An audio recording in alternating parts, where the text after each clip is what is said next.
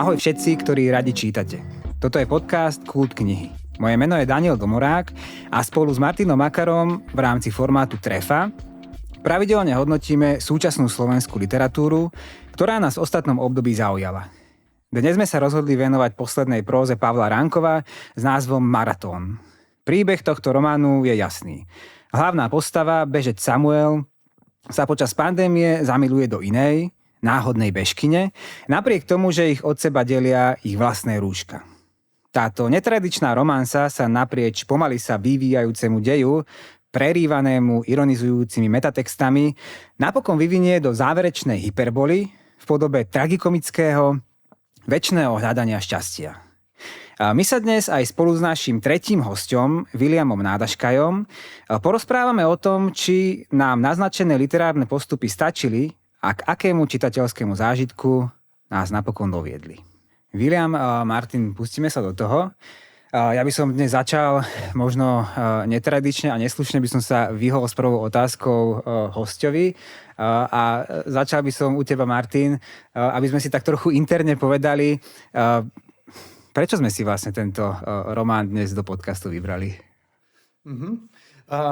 Za mňa je tento text zaujímavý, teda nielen témou behu, ktorá mi je blízka, ktorá môže oslovovať viacerých čitateľov a čitateľky, lebo o ten beh, dovolím si povedať, že až tak zásadne tu zasa nejde, ale ide mi tu skôr o za mňa zaujímavo, celkom presvedčivo zachytenú psychiku postavy, ktorú by sme označili ako overthinkera alebo niekoho, kto veľmi premýšľa a žije viac v akýchsi svojich predstavách, dohadoch, víziách, môžeme povedať, než v tom reálnom svete, ktorým je obklopený. A myslím si, že ak tento text čítame z tejto perspektívy, tak to ospravedlní aj istú jeho pre niekoho možno až tak frustrujúcu rozvláčnosť, neustále oddiaľovanie teda toho napätia, rozuzlenia, lebo naozaj ono sa to síce tvári ako operuje aj samotný autor s tým označením romanca, niečo, čo má vrcholiť v akomsi veľkom spojení a završení lásky, povedzme, k čomu aj čiastočne dôjde, samozrejme, ale tu naozaj musím si pomôcť s tým klišé, že tu je cesta cieľom, alebo beh je cieľom, pretože ide o to, čo sa deje Samuelovi ako protagonistovi hlavou počas jeho bežeckých výbehov do Rakúska alebo smerom k hraniciam, než o to, že vlastne kam jeho trasy a jeho príbeh smerujú. Otvoril si viacero tém, samozrejme. Môžeme to tak zhrnúť, že je to o vnútornom svete postavy a nejakého náhľadu do jej psychiky. O tom, aký je tento svet a ako sa ho dá čítať, sa budeme rozprávať. Ale Vilo, teda skús aj ty na úvod takto zarámcovať, že prečo sa tiež chceš s nami rozprávať o tomto románe? No, nechcem, ale bol som zavolaný konkrétne do tejto časti a viem si predstaviť aj iné knihy, o ktorých by som sa mohol baviť. Prepáč, ja do toho musím hneď na úvod skočiť a iba obhájiť náš výber hostia. Rozprávali sme sa o tejto knihe vopred a teda vyjadrili si určité sympatie alebo pozitívne hodnotenia k tejto knihe, takže na to sa pýtam. Ale isté, že tak zase nie je to tak, že ja vôbec nechcem, iba že si viem predstaviť aj lepšie knihy, o ktorých by som sa mohol baviť a to už asi vyjadruje môj postoj k tejto knihe, ktorý je vlastne asi na takej osi od zlého k dobrému, je niekde podľa mňa presne v strede. Nedokážem na ňu mať vyhranený názor. Viem si predstaviť, že sa o nej budeme rozprávať, lebo už tu sme. A viem si predstaviť, že mohla byť reč o niečom úplne inom. Tak skús tými pozitívami začať. Pozitíva. Úplne jednoducho povedané, že kniha sa číta veľmi dobre. Ja som ju prvý raz prečítal asi na jeden záťah. Mám taký pocit za jeden deň, samozrejme na jeden záťah. A mal som z nej vlastne dobrý čitateľský zážitok. Čo mohol byť podmienené asi tým, že to bolo teda v jednom slede čítané. Kniha, ktorá si ma dokázala udržať moju pozornosť, dokázala vôbec vytvoriť nejaký rytmus, nejaký mysteriózny rytmus, kedy človek sa postupne niečo dozvedá, je mu to dávkované akurát, aby ho to ešte zaujímalo, čo sa v tom príbehu vlastne deje. Na druhej strane, na druhé čítanie už sa mi zdalo, že vlastne ja som nepotreboval túto knihu čítať druhýkrát. Keby som sem nebol zavolaný, tak ju nečítam a nechybalo by mi to.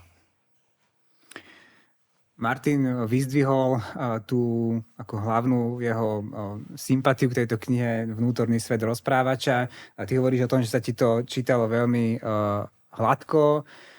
Na jeden dých, že si ju prečítal.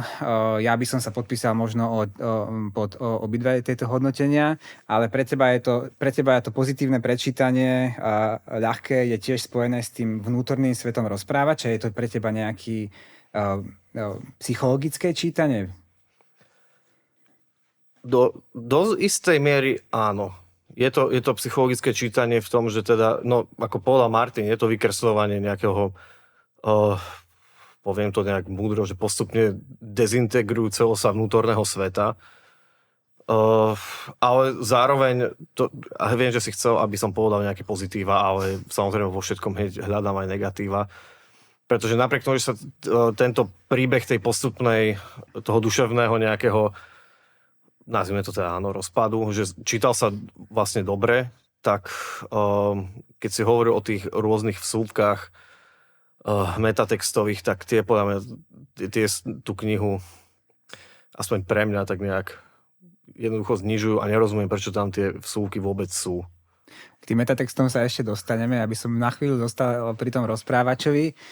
A opýtal sa teda možno, Martin, teba vnútorný svet nejakej postavy z prvej osoby rozprávanej nie je v literatúre samozrejme nič nové a asi keď si povedal, že ťa v tomto prípade zaujal, tak to asi je pre teba potom postava, ktorá stojí za to, trochu sa aj naznačil prečo. Je toto naozaj postava, typ rozmýšľania, typ nejakého náhľadu na svet, čo by nás mohla zaujímať a skús rozvinúť, čím by pre nás takáto postava má byť vlastne zaujímavá?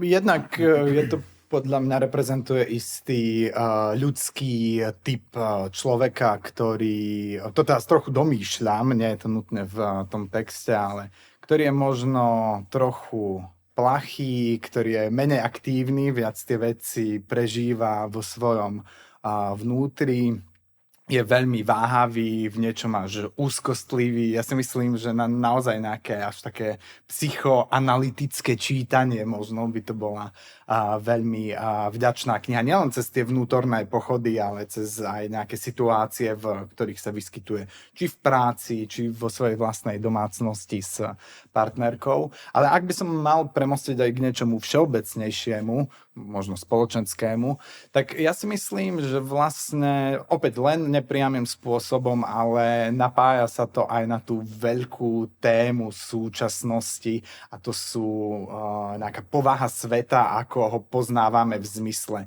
cez nejaké fámy, kto riadi svet, čo sa deje v zákulisí toho, čo je pred našimi očami, čo dokážeme zachytiť svojimi vlastnými zmyslami, čo sa deje za tými pomyselnými hranicami, ktoré aj v tejto knihe zohrávajú veľmi dôležitú rolu a že jednoducho každý z nás sa snaží tej svojej životnej skúsenosti dať istý zmysel a táto kniha podľa mňa pekne ilustruje, zachytáva jeden zo spôsobov, ako môže fungovať myseľ, ktorá je veľmi uzavretá v sebe, lebo tu je, čo je podľa mňa zvlášť zaujímavé, že tu vlastne ako Samuel a tie myšlienkové pochody sa nekonfrontujú v podstate s nikým iným, ak si odmyslíme komunikáciu s vydavateľom, povedzme, a ľuďmi, ktorí zasahujú do tej metatextovej roviny, o ktorej budeme hovoriť. A že on je naozaj uzavretý v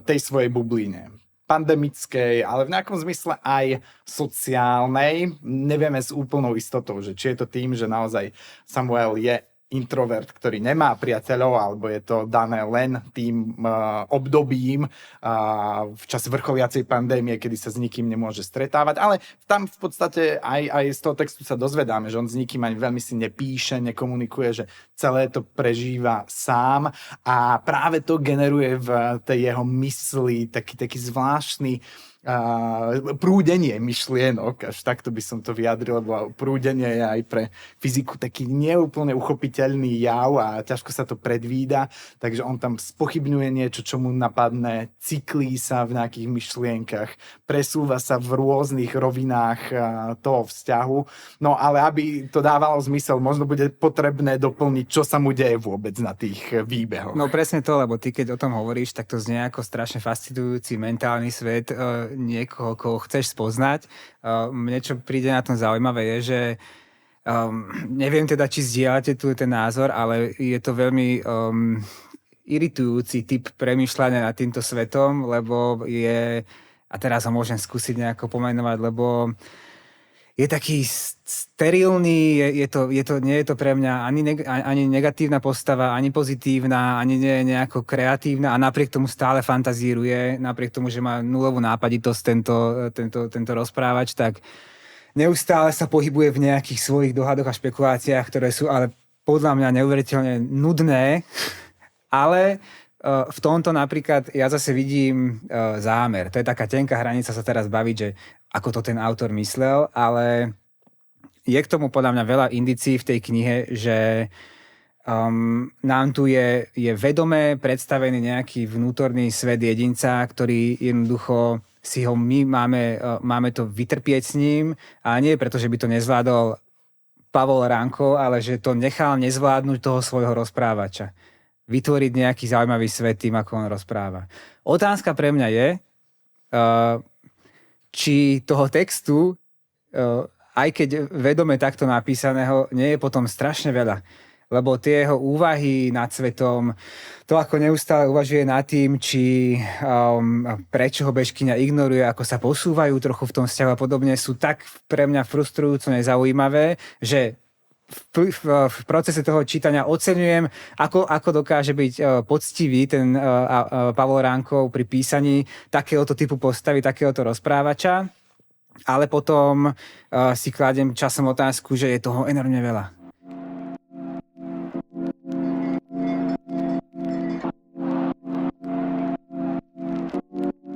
Vilo, na teba tá postava pôsobí ako zámerne otravná, vidíš to nejako podobne, alebo myslíš, že tam možno trochu dávam nejaké svoje subjektívne pohľady na to?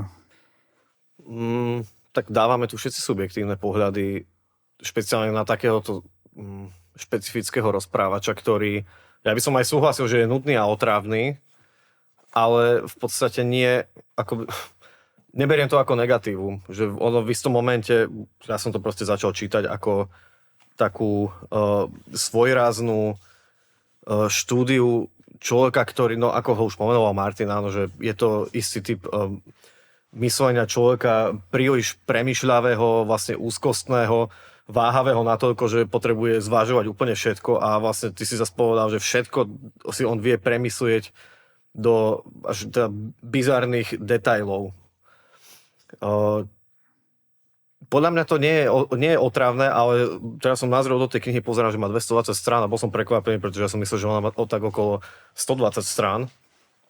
Čiže to je asi kompliment, ono to naozaj mne konkrétne spôsob, akým je to napísané, ktorý je naozaj sterilný a je taký trochu unilý, ale je aj v niečom tak sucho zábavný, keď si človek, keď to neberie tak, že Ránkov nevie písať, ale že to je jednoducho napísaná postava, ktorá týmto spôsobom uvažuje. Druhá vec je, že ak by som mal čítať už 500 stránovú knihu, kde je jeden takýto rozprávač, tak už by sa mi z toho asi začala krútiť hlava. Tak, toľko. Martin, chce k tomu niečo dodať? No, ja by som práve polemizoval s tým, čo si vrával, aj keď bavíme sa naozaj o tých subjektívnych čitateľských zážitkoch, ale za mňa to nebolo otravné, aj keď viem, že veľa ľudí, s ktorými som sa o tom rozprával, aj preto som v úvode hovoril o istej frustrujúcosti, že stále akoby, že na tej dejovej rovine, tak sa tam toho veľa nedeje, ale pre mňa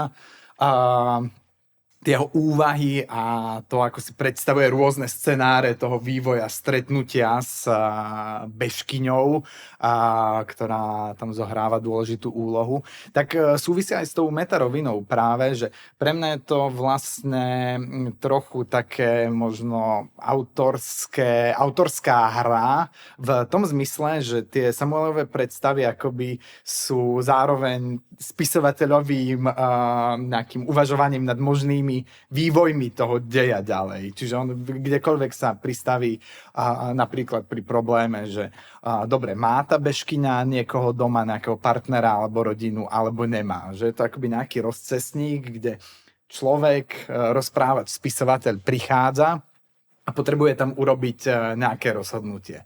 Čiže to je tam akoby, že naozaj také rozhadzovanie kazetovej munície, až povedal by som, že kam všade sa akoby môže vetviť ten príbeh a ono potom samozrejme sa to stiahne, lebo sa to celé deje len v tej hlave a je to pre mňa zaujímavé, akoby, že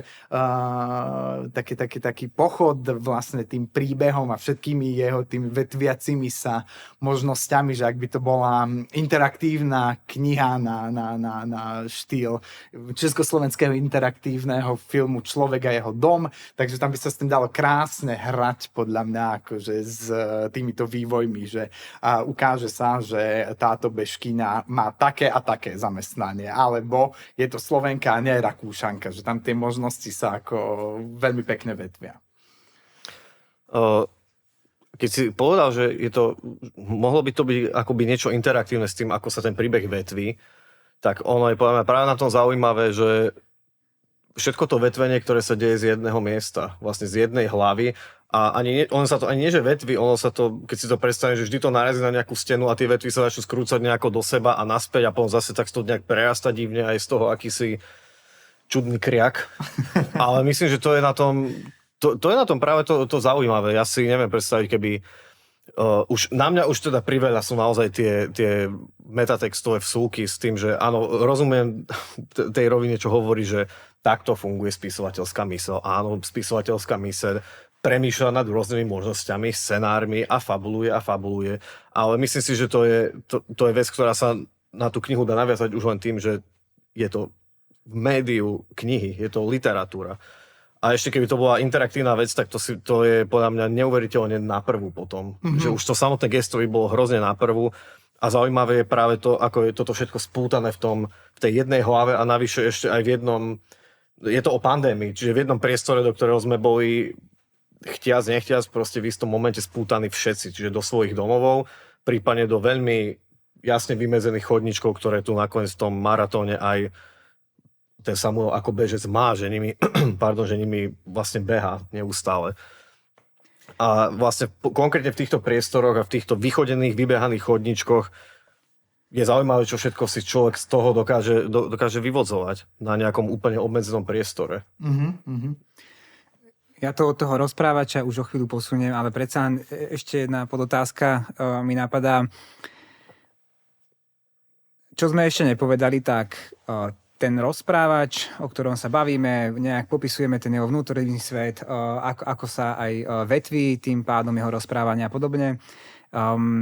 Tým, akú zvolil Pavol Ránkov perspektívu cez tohto rozprávača, tak on tak trochu vytvoril istú žánrovú literatúru, lebo, a to je pre mňa ale otázka, do akej miery ju naozaj vytvoril, lebo už v prvej kapitole alebo už v začiatku vieme, že je to rozprávač, ktorý je debutant, ktorý píše svoju prvú knihu, že je to rozprávač, ktorý ani nečíta literatúru, ani sa v nej nevyzná a aj tak naivne o nej uvažuje. Sám teda hovorí, že ide písať nejakú romancu a ešte iné názvy nachádza, ale že to je nejaký ľúbosný príbeh alebo niečo podobné.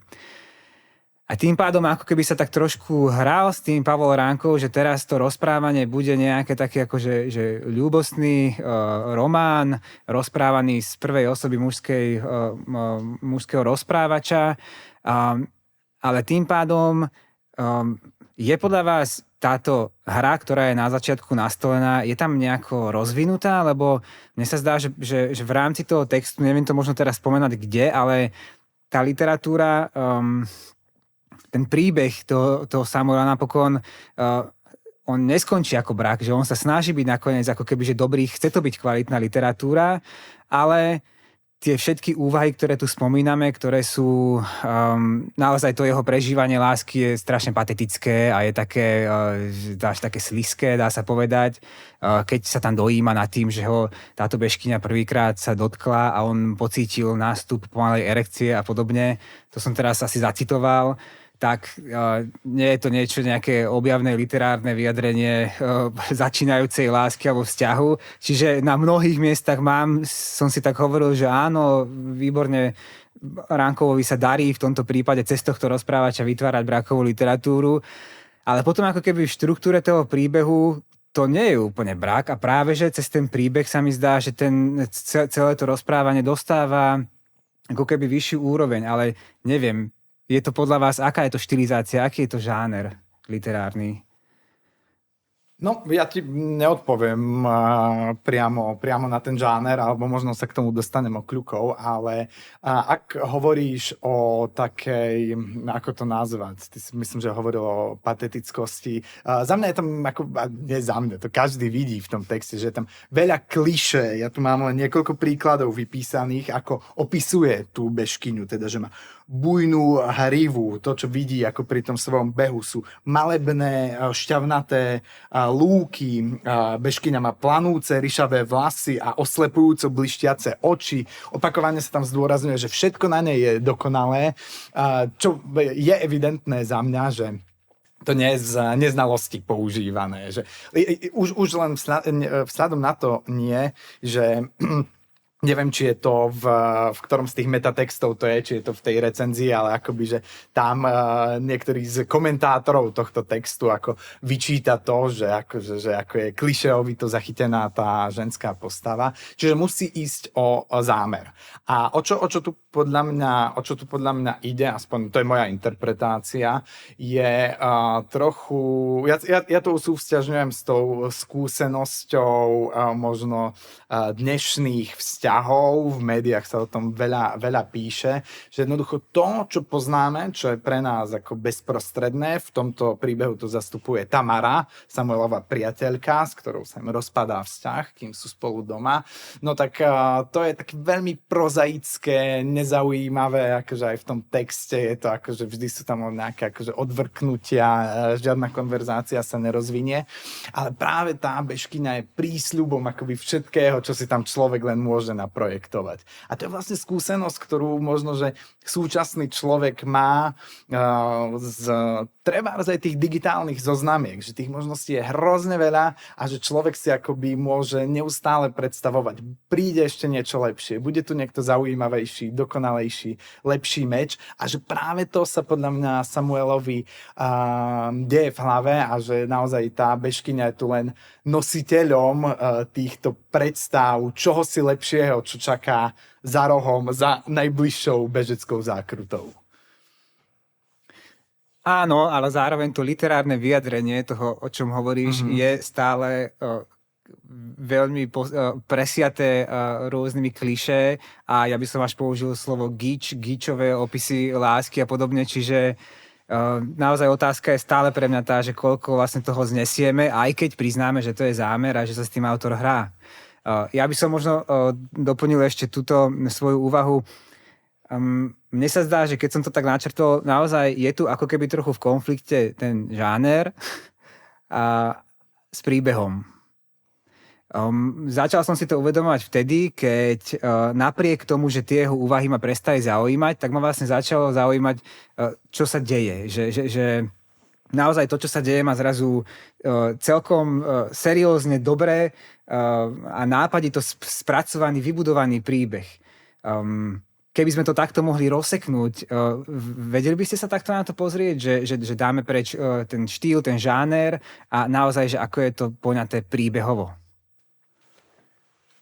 No to je ťažko povedať, keďže je tam určitá rovina celého toho príbehu, ktorá z toho vlastne robí text písaný niekým. A v tom momente, keď sa tam začnú štilizovať rôzne žánre a keď tam vlastne ten v úvodzovkách vydavateľ začne autorovi alebo aj iný, myslím, že tam vydavateľ a jeho manželka mu začnú tak nejak sugerovať, o čom má písať, tak Ja mám pocit, že občas je tam, že pokus niečo také tam vložiť, ale že nie priamo tak písať, ale ako keby je tam ovplyvňovanie tým v úvodzovkách vydavateľom. A v tom momente už vlastne ani nemôžeš úplne veriť tomu, že nemôžeš veriť tiež v úvodzovkách, že čo z toho príbehu je áno, reálne alebo zobrazené nejako hodnoverne. Nakoniec je to tak, že môže to byť všetko veľmi hodnoverné. Keď Martin hovorí, že sú tam vypäté emócie práve pri tej žene, tak sú síce vyjadrené, ako sú vyjadrené cez kliše a gíče, ale ono to nemusí nejak ako keby teraz zhadzovať, ako máme postavu autora, ako keby jeho nejaké že veľmi silné prežívanie a rovnako, keď sú tam ako keby tie pasáže, ktoré sú tiež ako z tej každodennosti, kde sa nič poriadne nedieje s tou jeho Tamarou, s tou priateľkou, tak tie môžu byť zase úplne opačným spôsobom, že úplne napísané tak, aby boli čo najdeziluzívnejšie, že sa tam naozaj nič nedieje, že ten vzťah je zlý. Pričom akože v realite, v úvozovkách toho príbehu to tak vôbec nemusí byť. Čiže ja som tieto roviny už nakoniec ja mám pocit, že ich nemôžeš úplne oddeľovať. Že tam je taká hra s týmto, so všetkým týmto, že na čo to vôbec robiť. Ja si tiež myslím, že neviem si teda predstaviť, ako o čom by bola vlastne táto kniha, akoby, čo by bolo jej opodstatnenie, ak by sme sa bavili vyslovene len o tej príbehovej línii. O tom, ja ti do toho rovno skočím a poviem, keby ten príbeh vytvoril ten Samuel, ktorého aj vidíme ako rozprávača, ktorý tie jeho úvahy, tak ten by nevymyslel takú sofistikovanú zápletku toho stretnutia nakoniec bez rúšok. To sme vlastne ešte nespomenuli, k tomu sa dostaneme, ale tak tento príbeh by rovnako Gičovito buď spočinul v splynutí dvoch ľudí, ktorí nakoniec našli niečo harmonické medzi sebou, alebo by nenašli, ale nenašli by to tiež nejakým klišé spôsobom. Ale tu na zrazu, ako keby som si ja povedal v takej tej jednej pasáži, kedy, dobre, teraz už to vysvetlím, lebo o tom hovorím, celý čas sledujeme alebo počúvame tento príbeh v podaní Samuela a vieme, že pri tých behoch, kedy sa stretáva on s tou bežkyňou, svojou potenciálnou láskou, sú obaja v rúškach. A to napätie, ktoré sa buduje, smeruje k tomu, že sa majú stretnúť v istý moment a zložiť rúška. A teda spoznať svoje tváre a tak ďalej. No a tento moment je ako keby dohnaný, je neustále oddialovaný, na to si aj ty, Vilo, nakoniec poukázal na začiatku, že naozaj je to budované tak postupne, že toto je budované celkom premyslene podľa mňa, až do momentu, kedy a teraz si nebudem úplne popisovať tú situáciu, kedy k nej má prísť, majú už dohodnuté to stretnutie a deje sa tam veľmi zvláštne udalosti, ktoré podľa mňa rozprávač klišé typu by nevymyslel a rovnako by to nedohnal ani do takého záveru, ktorý je podľa mňa tiež veľmi zaujímavý v tej knihe. Čiže pre mňa osobne, a môžete mi to nejako vyvrátiť, v týchto kľúčových momentoch, kedy ten príbeh sa začne posúvať, lámať a spieť k niečomu, k nejakému gestu, tak tam zrazu ja prestanem počuť iba Samuela, on je stále rozprávač, ale cez to, čo sa mu deje, ja zrazu tam vidím toho Ránkova tú ako keby úroveň literárnu návyše. Tak môžeš to vnímať tak, že tak ako je to o behaní a behaním, čím viac človek beha, tým viac sa v tom asi zlepšuje. Tak takisto zo začiatku čítaš príbeh, ktorý je proste zle napísaný a v závere sa začína lámať, keď si asi človek uvedomí, že ten človek píšuci si uvedomí, že toto nie je dobrý príbeh. Musím ho nejako, už viem ako, musím ho trochu zmeniť. No len to by potom mohlo byť vyjadrené tiež v tých metatextoch, aj keď, neviem, to už spekulujem. Akože, nechcem zhodiť úplne všetko, čo tu hovoríš, ale toto je naozaj rovina, ktorá vlastne mňa hrozne unavuje, že baviť sa, v tom sa dá hrozne dlho motať, že napísal ten príbeh, nenapísal a ako to spravil a je to klišé zámer, alebo nie je to zámer, je to premyslené, že to je vlastne tom sa vieme krútiť do kruhu a nikam to ten príbeh podľa mňa neposunie. Ale podľa mňa na tom stojí a padá ten prístup k tejto knihe, lebo na tom, ako doslovne ju vnímaš, na tom, ako čítaš a možno jej prikladáš aj nejakú sofistikovanosť, lebo ak to nerobíš, tak potom je to podľa mňa veľmi zlé, ale ak ju tam vidíš a ona sa tam dá nájsť, tie rôzne roviny, tak vtedy to začne byť veľmi zaujímavé a dobré. Ak môžem do toho vstúpiť, že ja som si teraz uvedomil, že vlastne v niečom to je podobná situácia, ako sme sa tu rozprávali o Plachom dome, lebo to sme mali tiež diskusiu o tom, že vlastne ako čítame to ako text koho, akoby tej céry, alebo je to nejaký nezávislý rozprávač, že to je podľa mňa veľmi, veľmi podobný typ otázky. Ja som vlastne chcel tiež nadviazať na to, čo Vilo vravel, že ako to by mohla byť vynikajúca nejaká literárno-teoretická rozpráva nad týmto textom, lebo my sme tu trochu nepresní, keď hovoríme o tom, že Samuel je rozprávačom, lebo on je tu vlastne, ono je to napísané s výnimkou tých metatextov v tretej osobe, takže akoby on je akoby nejakým autorom tej knihy z pohľadu metaroviny, ale v samotnom texte to nerozpráva Samuel, hoci z jeho perspektívy je podané to jeho prežívanie, čiže je to nejaký personálny rozprávač, povedzme. No a to by sa dalo potom presne o tých rovinách baviť ale áno, že išli by sme už asi do značných technických detailov, ktoré sú, ale áno, podľa mňa pre uchopenie tej knihy pomerne dôležité.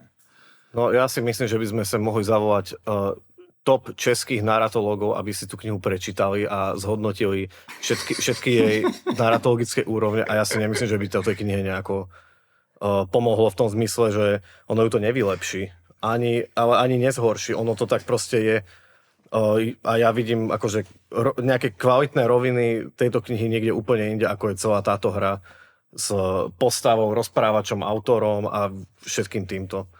Takže je mi ľúto. No, ono, naozaj, že táto analýza, ktorú by sme mohli byť svedkami, ak neúčastníkmi, tak by bola naozaj pre také ako nejaké čiastkové hodnotenia, povedzme nejaké hodnovernosti prežívania tej postavy alebo hodnovernosti Samuela ako autora knihy v nejakom vývoji, ako to Vilo opísal. Ale tiež si myslím, že ak si to vezmeme ako celok, takže s tým čitateľským dojmom by to nejak zásadne nepohlo a neviem ani, že kto by sa zaoberal touto knihou natoľko minuciózne, detailne, že by to stálo vôbec za takéto rozlišovanie. Podcast Kult knihy sme založili v dobe, ktorá vzniku nových kultúrnych projektov v našej krajine ani trochu nepraje. Rozprávať sa o literatúre do hĺbky má totiž podľa nás o to väčší zmysel. Ak sa vám náš podcast páči, podporte ho cez stránku Darujme. Odkaz nájdete v popise každej epizódy. Ďakujeme. Nemyslím, že je potrebné rovno sa to teoreticky strašne analyzovať a naratologicky pomenovať. Je to podľa mňa, a môžeme sa cez toto posunúť ďalej, je to súčasťou nejakej perspektívy, ako tú knihu vôbec čítaš a čomu prikladáš nejaký dôraz. Ale poďme k tým metatextom. Aby som ich teda vysvetlil možno pre poslucháčov. Príbeh Samuela je rozprávaný pomerne lineárne, chronologicky, ale do toho tie jednotlivé kapitoly, na ktoré je členený, tak tie sú rozdelené naozaj takými textami, ktoré sú ešte aj graficky vyčlenené a ktoré sú komunikáciou Samuela, ktorý rozpráva svoj príbeh v tretej osobe, ale rozpráva, tak sú jeho komunikáciou s vydavateľom, ktorý zároveň túto knihu má vydať. Takýmto spôsobom sa tie metatexty rozvíjajú v prvej časti tej knihy, povedzme to tak voľne. No a potom tam prichádzajú rôzne iné metatexty, ako cez ktoré sa dozvedáme, ako táto kniha Samuelova bola uvedená v divadle, alebo ako seminár, rôzne kontexty takého kultúrneho alebo literárneho života alebo komunity. Viem, že obidvaja máte veľmi kritický názor na túto metarovinu. Ja nemám. Nemáš, tak prepáč, to som... to som ťa zaradil. Som ti vnúkol niečo neprávom. Dobre, o to lepšie. Milián, tak poď, môžeš teraz tomuto venovať samostatný svoj prejav. Najskôr si ma takto navnadil, že v tom nie som sám a teraz ma ešte o to viac takto osamotíš, aby som sa tu ja na tom vybláznil. Hej, no. No, čo ti na tom vadí, na tejto metaúrovni? Z nejakého čitateľského hľadiska to tú knihu, aj keď som to dal na jeden záťah pri prvom čítaní, ono to tú knihu brzdí. A chápem, že ju to nejakým spôsobom celý ten príbeh problematizuje a nejako zahmlieva a to možno človeka začne zaujímať, ale to sú také triky, ktoré sa dajú viesť do nekonečna a ktoré už aj od Ránkova človek, ktorý si prečíta pár jeho kníh, tak ich pozná a on ich vlastne, nechcem povedať, že úplne že opakuje, ale sú vždy na rovnakom princípe, založené na nejakom znejasňovaní toho, ako to v tom príbehu vlastne je a neviem, mňa to proste nebaví. Navyše je v tom aj v niektorých tých textoch je zreteľná taká kyslosť, najmä tie literárno-kritické ohlasy akože na ten text, tak sú neviem vlastne, čo na to povedať, keď si autor na vlastnú knihu, teraz autorom myslím Ránkova, na vlastnú knihu akoby napíše ironické recenzie na vlastný text, ktorý píše. Čo k tomu dodať? Neviem, čo to k tej knihe pridalo, neviem, čo mne to pridalo na zážitku. Ak by som bol študent vysokej školy, tak sa na tom asi uchechtnem, ale to je asi tak všetko. Ja ti skúsim protirečiť a ty mi povedz, prečo to pre teba tak nefunguje. Do istej miery to môže vyjadrovať problematickosť uchopenia tejto témy. Nemožnosť vyjadrenia tej situácie jedinca v pandémii tým, že je tam práve táto metatextová úroveň. To pre teba nefunguje. Áno, pretože ako vravím, je to na prvú. Je to ako by už kričal, že tá situácia sa nedá uchopiť, všimni si to. Ak by ten príbeh bol bez všetkých týchto vecí, bol napísaný, keď už sme sa o tom bavili, no, že čo by zostalo z toho príbehu bez týchto metatextových dodatkov, ja si myslím, že by stále obstal, že by som ho stále vedel prečítať ako nie celkom jasný príbeh, ktorý je stále viacrozmerný. Ja nepotrebujem, aby ma upozorňoval autor na to, že ako veľmi viacrozmerný je. Samozrejme, že ten text by obstál aj bez toho. Ale za mňa na veľmi jednoduchej elementárnej úrovni vnímam tieto vstupy a to, že mňa to bavilo. Možno je to tým, že ešte prednedávnom som bol študentom vysokej školy, keď si vravel, že ten by sa na tom uchechtol. Alebo si taká čistejšia duša. Ale ono naozaj akoby, že ja na takéto veci viem byť vedia ma veľmi nahnevať v nejakých prípadoch, keď mám pocit, že sa takéto žartíky používajú len vyslovene konceptuálne, že to nemá nejakú náplň, len aby bolo demonstrované, že ja takto viem s tým textom pracovať. A tu mám pocit, že ide pre mňa o ten opačný prípad, že práve preto, že to Ránko akoby už tak často robil a že akoby, že už to prehrmelo aj postmodernou, že on to podľa mňa nepotrebuje už demonstrovať, že aj takto sa to dá, ale že ja som sa vyslovene zameral len na obsah toho a že mňa bavilo jednoducho, ako do toho vstupuje nejaký súkromný vydavateľ so svojimi naivnými predstavami. Mňa bavilo, ako tam vlastne paroduje nejaký mladý divadelný kolektív, ktorý akože z sebe rozvíja svoje avantgardné myšlienky. Mňa bavilo, ako tam imituje spôsob prejavu nejakého študenta, že kto máme skúsenosť s nejakou pedagogickou činnosťou, no tak asi sme vedeli oceniť hodnotu a je vidieť, že Ránkov je sám pedagógom. Takže pre mňa vyslovené, ako by to bola len nejaká rovina, ktorá nemusela by tam byť, ale to, že tam je, tomu pridáva za mňa na zábavnosti. Tak to je asi len subjektívne tým pádom, lebo mne to prišlo, že to tú knihu brzdí, ale to je už vyslovene v rovine prvého čítania nejakého, neviem. Takto, ešte tu treba podľa mňa doplniť, že ono, v istom momente tam sa tie časové línie rozbiehajú, lebo ja som to najprv čítal tak, že naozaj ako čítame text, ktorý píše Samuel, tak priebežne je komentovaný v nejakej korešpondencii s vydavateľkou, respektíve jej manželom, a potom naozaj tieto časové línie sa oddeľujú a vlastne akoby kým Samuel ešte trénuje, tak on sa už stáva v úvodníku bežeckého časopisu renomovaným bežcom, známym na Slovensku. A že vlastne práve v tejto metarovine sa vlastne ten príbeh dopovedáva v samotnom závere. Takže ako minimálne v tomto zmysle by sa tam nedala opomenúť tá rovina, lebo ona akoby tomu dodáva to finálne kľúčové vyznenie, že tam sa podľa mňa udeje aj ten zlom, o ktorom hovoril Dano.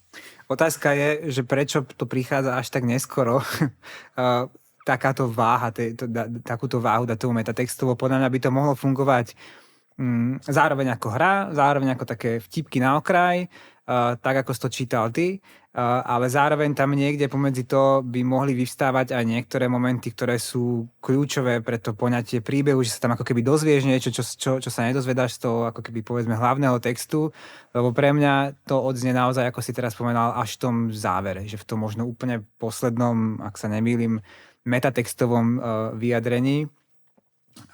Neviem, ty si, Vilo, vieš predstaviť, že táto forma, alebo tento trik, ako si to nazval, že by bol naplnený, ak by bol inak napísaný, ak to mám tak povedať? Sú to pre teba ako keby, že lacné vtipy, alebo vtipy, ktoré už si počul, spôsoby, ako sú realizované, alebo je to celkovo ten trik samotný ti vadí? Nechcem to zhadzovať, akože, že sú to vtipy iba, zase to nie, lebo ja tomu rozumiem, ako o tom rozprávaš, áno, všetko to dáva zmysel, s tým príbehom to komunikuje, isté, že rozumiem tejto rovine, ide o to, že je to... Teraz som rozmýšľal nad tým, že kde som to už videl a konkrétne u Ránkov a myslím, že nejaké poviedke asi v knihe V tesnej blízkosti, tak tam je čosi také, je tam napísaný príbeh, ktorý je, tuším, komentovaný, tak akože na margináliách písaným písmom. Čiže tam je tento typ triku, podľa mňa, ktorý to má ako keby nejak dodať ďalšiu úroveň, nejak zvýznamniť tú literárnosť, alebo to, že to je literatúra, že to je nejaký konštruovaný príbeh. A nedá sa to potom zobrať ako autorov, ako jeho literárny spôsob? Jeho... No jasné, dá, ale potom, ak hovorím, že tú knihu som vlastne zhotol a že dosť veľká časť z nej sa mi pozdávala, tak toto je vlastne vec, ktorá sa mi hold nepozdávala, ktorá sa mi teda nepozdáva asi autorsky, ak to mám takto povedať. Zdá sa mi, že teraz si druhýkrát naznačil niečo, že čo sa ti veľmi v tej knihe páčilo. O tom si už hovoril v úvode, alebo mám pocit, že ešte sme tu niečo z tvojej strany nepomenovali? Nie som si istý, čo som povedal v úvode. Úvody si nikdy nepamätám. Tak skús to teraz možno, ak si narážal na niečo konkrétne. Že... Ale asi som to nepovedal, nie. No, pre mňa bola táto kniha cenná v tom, že ona asi z rôznych próza poezie, čo som čítal, čo sa týka pandémie, tak asi najlepšie nejako zobrazuje, a o tom sme vlastne hovorili na začiatku, najlepšie zobrazuje takéto pocit takej rozvláčnosti a zaciklenia sa vo vlastných hlavách, vlastných akože najbližších priestoroch, bizárnych, až teda vyvolávania konfliktov s najbližšími, ku ktorým by inak nedochádzalo, lebo keď sú ľudia meter od seba celý rok, tak to vyvoláva nejaké konflikty. Plus to, že teda nejak to zachytáva reálie pandémie celkom dobrým spôsobom. A aj, povedzme, protiklad toho, že sa človek pohybuje v nejakom malom priestore a potom si môže vlastne nejako vybehnúť, doslova teda vybehnúť, zabehať si a tam v tom krátkom čase, v tom priestore, ktorý v tých, vyťahujem teraz slovo, neviem z akého šuflíka, v extravilánoch, tak tam sa mu vlastne rozbieha všetko toto, akože ten mlyn na príbeh, na rôzne scenáre, ktoré si generuje, premýšľa až do úplného zblbnutia a mne to prišlo ako taký veľmi, veľmi čarovný princíp, taký extrémny peripatetizmus, že človek, keď sa začne hýbať, tak sa to hýbe, že naozaj všade. Hýbe sa to od tela až po hlavu. A to sa mne napríklad veľmi pozdávalo. Áno, ja keď som vedel, že idem čítať nejakú knihu, tu jedno od koho by bola, ale že to bude na tému pandémie, tak som sa trochu vydesil a mal som od toho naozaj zlé očakávania, ale tiež sa musím podpísať po to, že vnímať tento text ako nejaké teraz nadnesenie, vyjadrenie doby, tak to sa mi pozdáva veľmi a aj v tomto smere to má pre mňa ako keby veľmi veľkú hodnotu. Martin, ty to ako vnímaš, keď si na začiatku vyzdvihol o psychológiu postavy a že ťa baví sledovať ju, tak ako vnímaš naopak, ak tu v úvodzovkách naopak, ten spoločenský presah toho príbehu?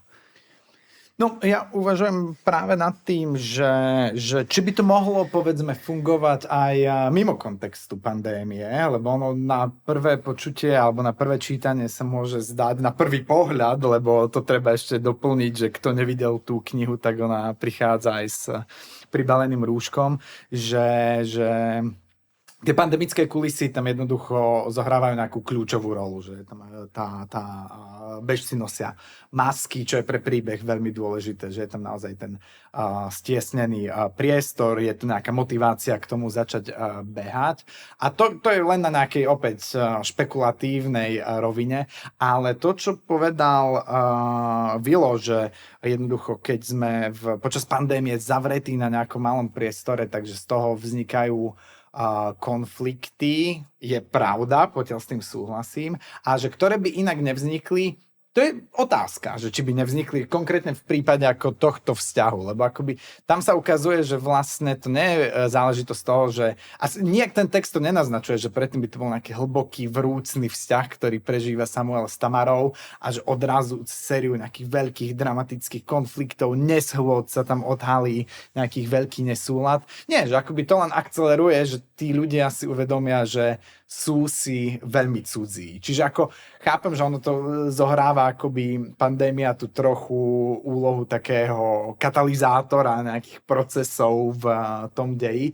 Ale pre mňa je akoby vlastne zaujímavá v tom, že keď to domýšľam, tak vlastne ako tam to všetko by sa mohlo udiať aj bez týchto okolností. A myslím tým aj to, že ako vravím, tam myslím v úvode, nemám teraz presný citát po ruke, a že ten Samuel vyjadruje aj taký nejaký dištanc voči tým svojim kolegom, že aj keby sa dalo chodievať niekde von na piva a stretávať sa, takže on by o to vlastne veľmi, veľmi nestál. Takže je to nejaká rovina toho textu, ktorá je aj v nejakom zmysle dokumentárna a ono sa tu aj komentuje práve opäť v tých metatextoch, že iste to možno nejakých veľmi precíznych čitateľov a blahej pamäti bude dráždiť, že tie reálie tam nesedia, že naozaj akoby niektoré opatrenia sa prijímali inak, ale podľa mňa aj týmto akoby Rankov dáva najavo, že tu nejde úplne o to, že nejak verne zachytávať akoby, že drobnokresbu človeka, ktorý je uzavretý, nevie, kedy sa to skončí, zmenila sa mu celá tá životná rutina, ale že je to len nejaká vyššia moc, ktorá vpadne do života, mohla by mať inú podobu a odrazu akoby začnú sa veci dávať do pohybu, ako Vilo povedal. No a keď vlastne opýtal si sa dobrú otázku, že alebo dáno, ja neviem, splývate mi. No, že či by táto vec, tento príbeh fungoval, keby sa neodohrával počas pandémie. Myslím, že to je vlastne zbytočná úvaha, pretože tá pandémia je v tom istým spôsobom podstatná. Aj keď si ju odmyslím z toho príbehu, je to stále pre mňa príbeh toho, čo spraví s človekom nejaká akoby vnútorná izolácia, nejaké odsúdzenie od ostatných, samota. A také, to, čo tu stále opakujeme, nejaké prílišné uvažovanie nad svetom. A toho je tá pandémia vlastne takým extrémnym zosobnením, v podstate dobrou metaforou. Takže pre mňa Pre mňa by tá kniha, vlastne nemôžem povedať, že by fungovala aj bez tej pandémie, pretože tá je tam tak trochu nevyhnutná. Ja ešte, ak môžem len veľmi rýchlo do toho vstúpiť, že tá pandémia je ako nejaká časová situácia tohto príbehu veľmi fajn, podľa mňa autorsky šikovná, lebo je to skúsenosť, ku ktorej sa vlastne všetci súčasní čitatelia dokážeme vzťahnuť. A že on práve dá sa to abstrahovať, a to si podľa mňa dobre vyjadril, že vlastne za tým je nejaká skúsenosť izolovanosti, osamelosti a že nejakých tých procesov, ktoré sú za rôznymi spoločenskými fenoménmi, ktoré ako dnes sledujeme, že od nejakého ako incel hnutia až po presne tie konšpiračné vody a tak ďalej. Takže len to akoby všetky tieto podoby uzavretosti, osamelosti, nekonfrontovania sa s nejakými inými názormi prevádza na nejakého spoločného menovateľa. A tým je pandémia.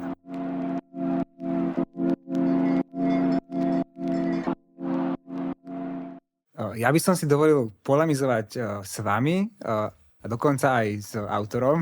Aj keď... Dano ide proti všetkým. Ale vysvetlím, lebo vy dvaja teda, ak to môžem zovšeobecne zhrnúť, hovoríte, áno, pandémia je tu podstatná, ale ak ju možno vnímame trochu tak metaforicky, ako nejaké vyjadrenie stiesnenosti, uzavretosti, ponorky a podobne. Ja viem, že sa to nepatrí odvolávať sa na slova autora, ale v tomto prípade to tak, už mi to tak ide, tak to poviem. Pavol Ránko sa zase vyjadril, že sa zámerne v knihe nevyjadril nikde o tom, že by to bola tá naša pandémia, ktorú sme zažili, teda pandémia COVID, ktorú sme tu mali, ale že sa naozaj vyhýbal nejakým konkrétnym reáliám, aby to bola nejaká všeobecná pandémia. No, pre mňa osobne je to veľmi historicky ukotvené písanie a veľmi sa viažúce na to, čo sme zažili pred niekoľkými rokmi. A už len z toho dôvodu, že ako si spomenul, súčasťou tej knihy je to modré lacné rúško a že celý čas ich... Zelené, to je veľmi podstatné pre tú knihu, že je zelené.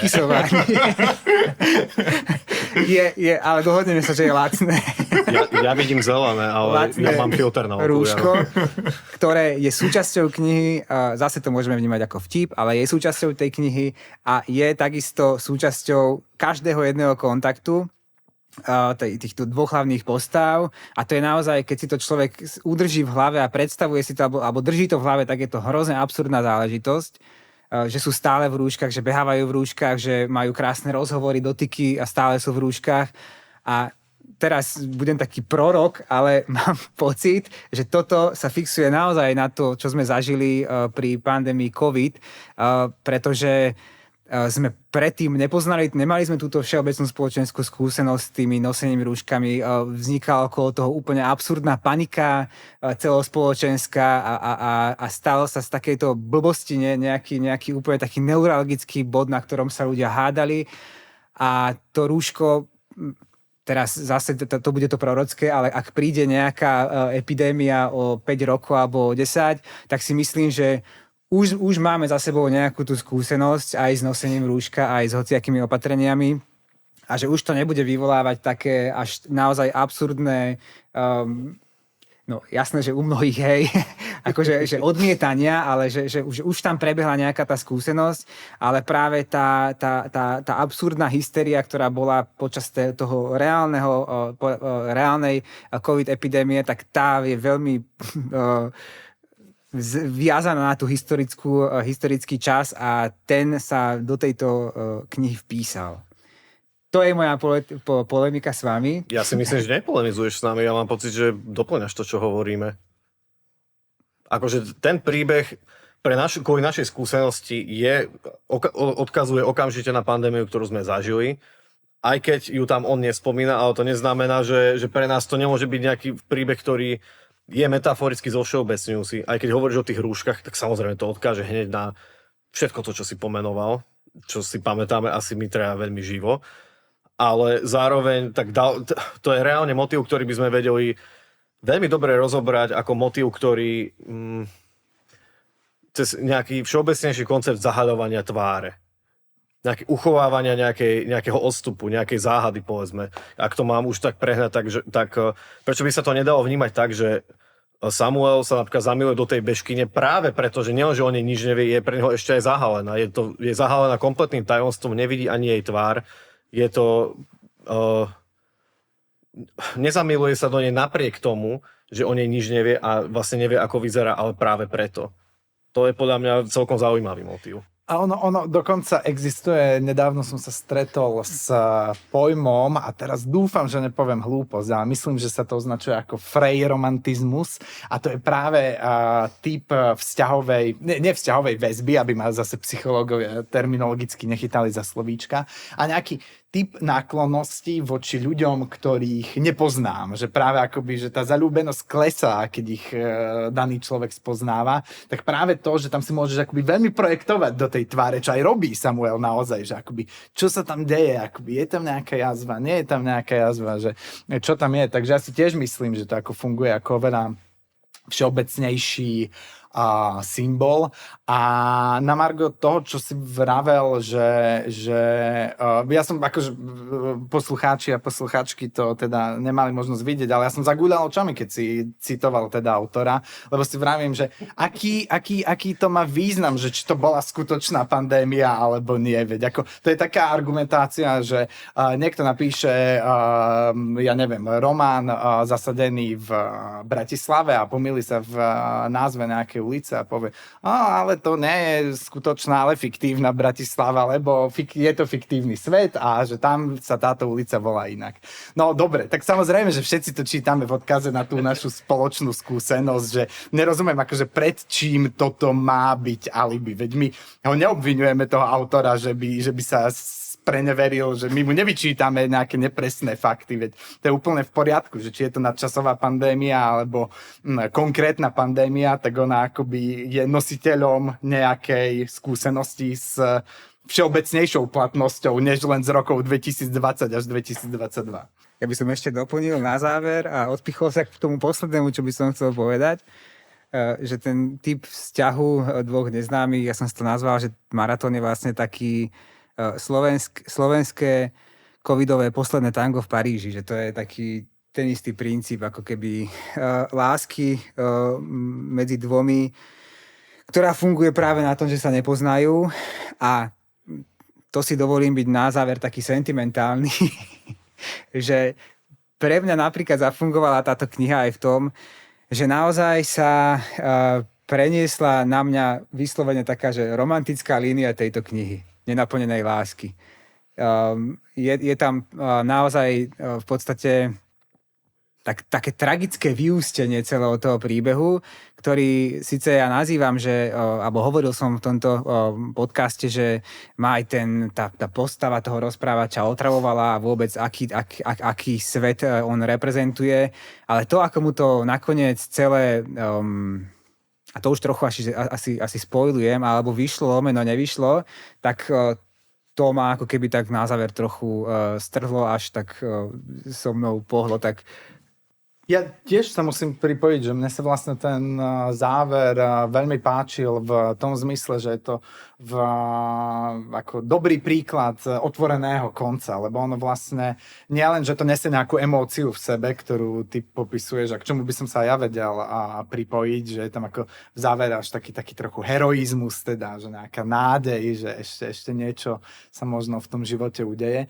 Ale ide aj o to, že ono vlastne to vrhá taký veľký retrospektívny otáznik na tú postavu bežkyne.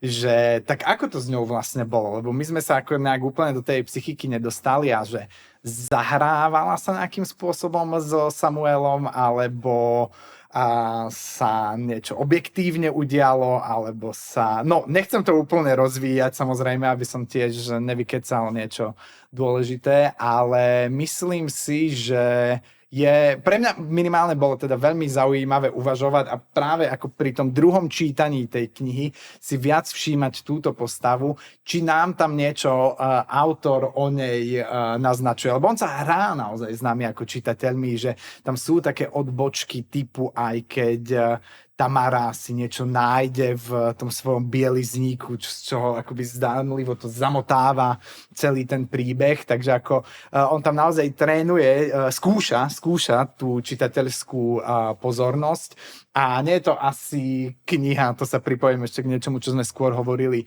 na 5 čítaní, ale myslím si, že ako je to kniha, ku ktorej, keď sa človek vráti, tak má tam ešte aj na druhý raz čo objaviť. No dobre, ja som to predtým tak zhodil, že to druhé čítanie som nepotreboval, ale tak samozrejme sú tam veci, ktoré som si aj na druhé čítanie nejak, no konkrétne, áno, vzťah, alebo nie vzťah, ale tá postava Bečkyne, áno, to by som súhlasil, to je niečo, čo som si na druhé čítanie už nejako detailnejšie všímal, ako sa s ňou narába. Ale ako celok, Zostaňme pri tom záverečnom pozitívnom zmierení, ku ktorému sa teda pripájam. ja som sa nezmieril pozitívne. Ty nás veľmi dezinterpretuješ dnes, Dano. Ja som sa to hlavne pokúsil momentálne ukončiť a vy mi do toho vstupujete, čiže... Otvorený koniec. Nechajme to ako otvorený koniec. Ďakujem vám za debatu a dúfam, že sa v takomto zložení ešte o nejakej knižke porozprávame. Ak sa vám táto epizóda podcastu Kult knihy páčila, prihláste si ho na odber a budeme radi, ak ho aj ohodnotíte vo vašej podcastovej aplikácii. Vaše postrehy či otázky nám môžete písať na naše sociálne siete, ale aj na e-mail kult.knihy@gmail.com. Na tvorbe podcastu sa pravidelne podieľajú Daniel Domorák, Martin Makara, Anna Siedik, Pavel Sibila, Michal Talo a Zuzana Kalová. Ďakujeme nášmu hlavnému partnerovi, ktorým je nadácia Tatra Banka, za finančnú podporu, aj tým z vás, ktorí nás podporujete menšími i väčšími príspevkami na stránke Darujme. Odkaz na stránku nájdete v popise epizódy. Díky, čau.